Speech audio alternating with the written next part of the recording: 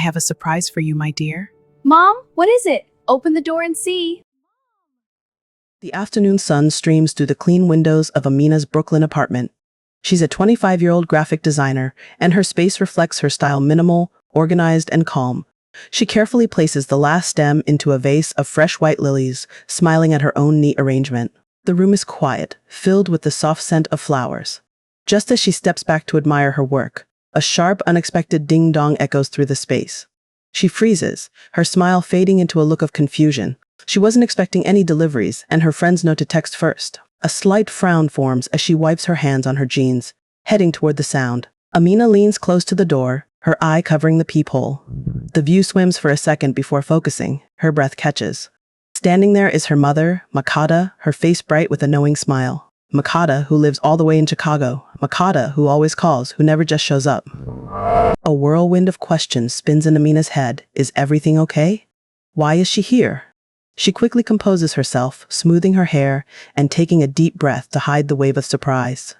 Her hand turns the doorknob and she puts on her best. Everything is normal, face as the door swings open. Surprise, baby. Makeda's voice is warm and full of joy. Before Amina can utter a word, she's enveloped in a strong, familiar hug. The scent of jasmine perfume and faint cinnamon, perhaps from a recent tea, fills Amina's senses. She lets out a genuine laugh, hugging her back tightly. As they pull apart, Amina's eyes drop instinctively to her mother's hands, which are holding her shoulders.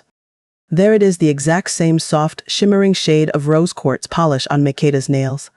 Amina's own hands, which she just used to arrange flowers, wear the same color. She looks back up at her mother's beaming face, and the silent, amused understanding passes between them. Makeda wheels her small, elegant suitcase past the threshold and into the living room. Her eyes quickly scan the space, not critically, but assessingly. She zeroes in on the sofa. "Oh, I love this," she says, but her hands are already in motion. She picks up the 3 decorative pillows Amina had placed just so. In a fluid, practiced movement, she swaps their order, fluffs them vigorously, and sets them back at a slightly different angle. Amina leans against the doorway, arms crossed, watching with affectionate amusement. Her mother's first instinct upon entering any space, to organize, to adjust, to put her own subtle signature on it. Some things never change. "You hungry, sweetheart?" Makeda asks, already walking toward the kitchen as if pulled by a magnet. Amina opens her mouth to respond, but her mother is a woman on a mission. She opens the stainless steel refrigerator door, and her hopeful expression shifts. She leans in, moving a bottle of green juice aside. "Let's see, kombucha, more kombucha, kale, and, is that just air?" she sighs, a playful disappointment in her tone.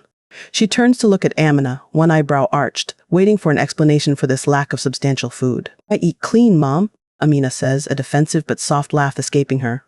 "It's good for my energy." Makata just shakes her head with a motherly smile. She unzips her large handbag, rummages past a book and a scarf, and pulls out a sealed glass container. Inside is a rich, dark stew with chunks of vegetables and beans visible.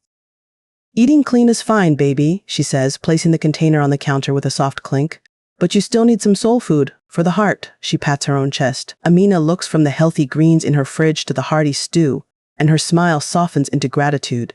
They both understand it's about more than just food. That evening, they're curled up on the newly rearranged sofa, a reality show playing on the TV. The drama on screen is reaching its peak. A contestant says something utterly outrageous to another. The host's jaw drops. In perfect, uncanny unison, Amina and Makeda both lean forward and exclaim, "She did not just say that!"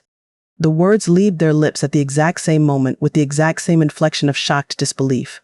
There's a beat of silence. Then they slowly turn their heads to look at each other. The identical looks of surprise on their faces dissolve into pure, helpless laughter. It's a loud, belly-deep laugh that fills the room. The next morning, Amina walks out of her bedroom, still rubbing sleep from her eyes. She stops in her tracks. In the center of the living room, standing on a yoga mat, is her mother.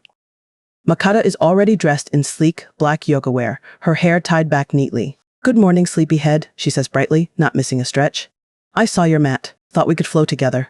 Amina just blinks. She was, in fact, about to roll out her own mat for her morning routine.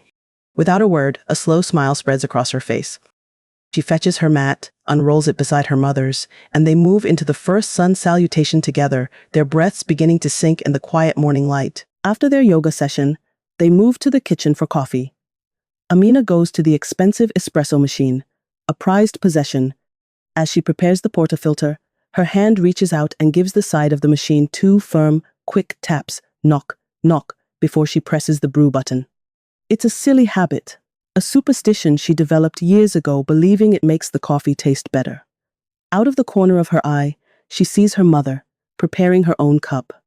Makeda's hand reaches out, and, almost ceremoniously, she gives the machine two identical taps, knock, knock, before pressing her button. Their hands freeze. Their eyes meet over the steaming machine. Proud, knowing grin breaks across Makeda's face. "You got that from me, you know," she says, her voice rich with triumph. The double tap, for good luck with the brew. "I've done it for 30 years. Amina stares for a second, then rolls her eyes so hard it's almost theatrical, but a smile tugs at her lips. She can't believe this inherited quirk. "Or maybe," she retorts playfully, leaning against the counter, "you got it from your mom, and I'm just carrying on a long line of people who talk to kitchen appliances." She takes her coffee, the warmth seeping into her hands, feeling an invisible thread of connection tighten between them. They decide to go shopping at a cozy boutique in Soho. Racks of colorful clothes line the aisles. Amina browses through a section of knitwear, her fingers trailing over soft fabrics. At the same moment, in a different aisle, Makeda is doing the same.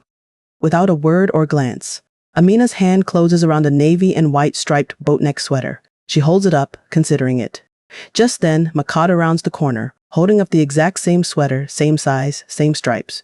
They look at each other, then at the sweaters, and burst into laughter. "Great minds think alike," Makeda says with a wink, her eyes sparkling with delight at this unexpected mirroring. For lunch, they choose a sunlit cafe with small marble tables. They both open their menus, scan quickly, and close them almost simultaneously. When the waiter arrives, Amina speaks first. "I'll have the avocado salad, please. Dressing on the side, and could I get extra lemon?" The waiter nods and turns to Makeda. "And for you?" Makeda smiles warmly. "I'll have exactly the same, thank you. Avocado salad, dressing on the side, extra lemon."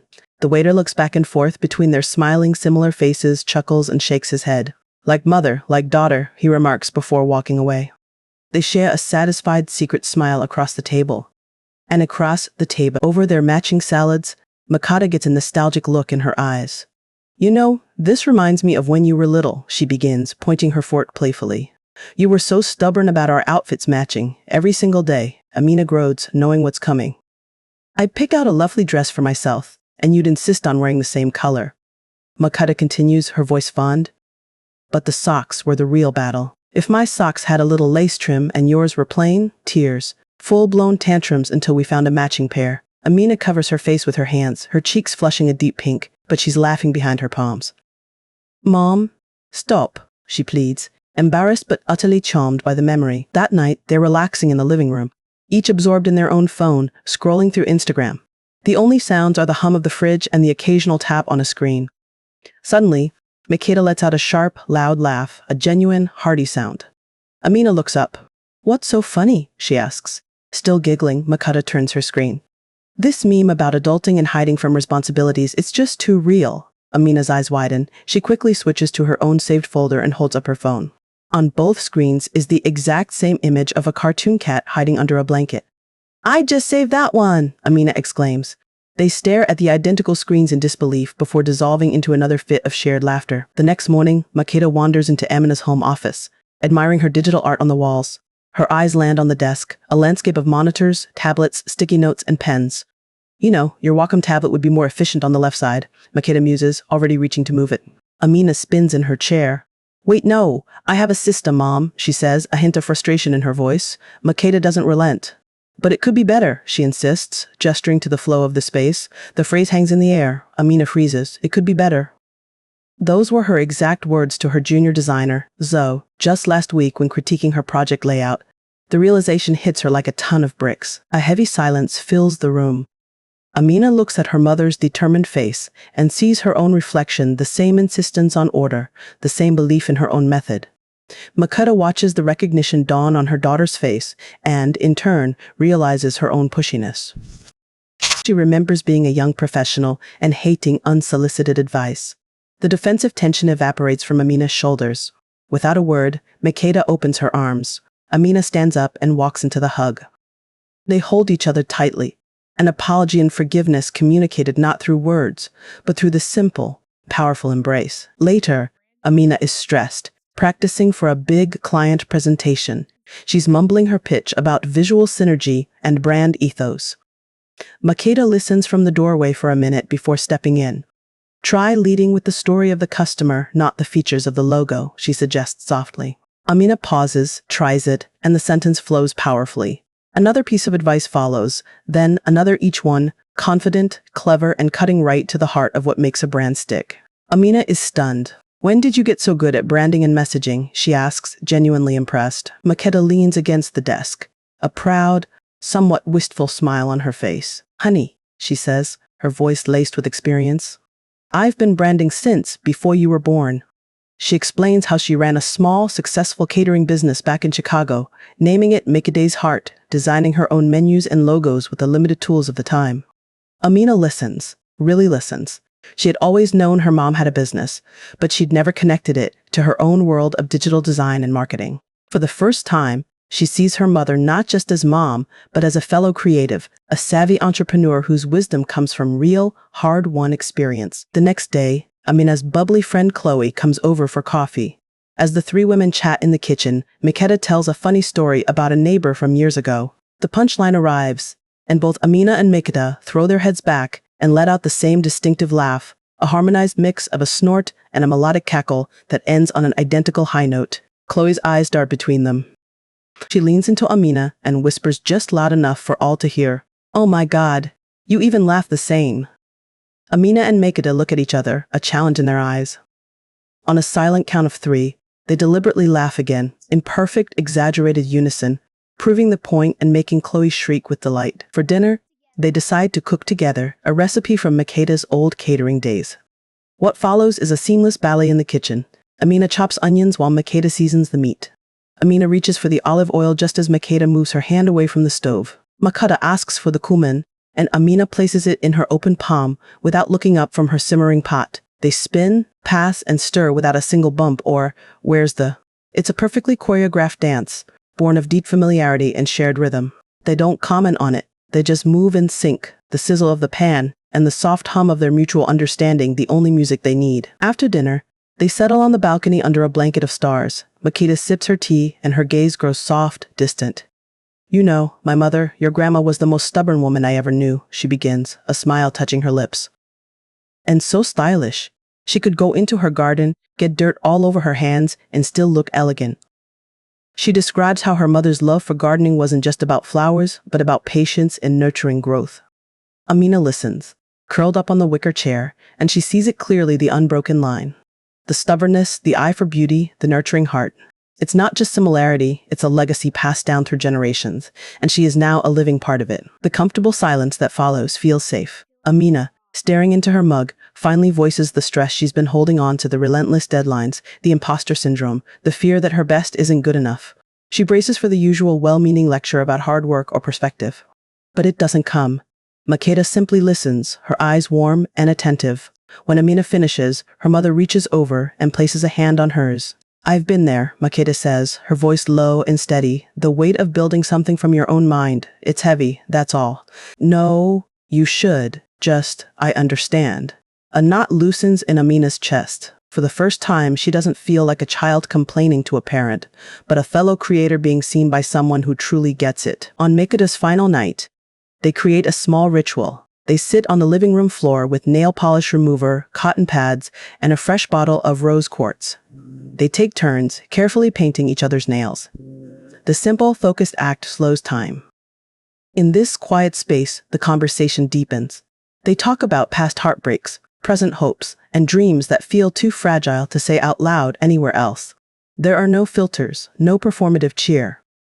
It's just raw, honest talk between two women. The gentle smell of polish floating in the air as they layer connection upon connection. The bustling airport terminal is a jarring contrast to their quiet apartment.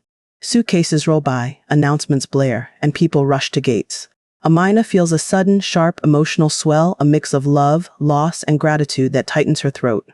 Makeda turns to her before security. She doesn't hug her immediately. Instead, she gently cups Amina's face in both hands, her thumbs brushing her cheeks. Look at you, Makeda whispers, her own eyes glistening. I am so proud of the woman you are, she pauses, making sure Amina hears every word. And not just because you're like me, the unspoken, but because you are wonderfully yourself, hangs in the air. Tears escape both their eyes, not of sadness, but of profound recognition and love. Back in her silent apartment, Amina unpacks her tote bag. Between her sketchbook and wallet, her fingers find a small folded note card. She unfolds it. In her mother's elegant, looping script, it reads, "Always be yourself, because yourself is pretty amazing. Love, Mom." A soft, breathy laugh escapes Amina, a happy tear tracing the path of an earlier one. She walks to the hallway mirror and looks at her reflection. She sees her own eyes, her own nose, her own smile. But for the first time, she doesn't just see herself. She sees the echo of her mother's strength in her jawline, the reflection of her grandmother's spark in her eyes, and the unmistakable shape of Makuta's warm, proud smile gracing her own lips. The legacy isn't a shadow. It's the light she now carries forward.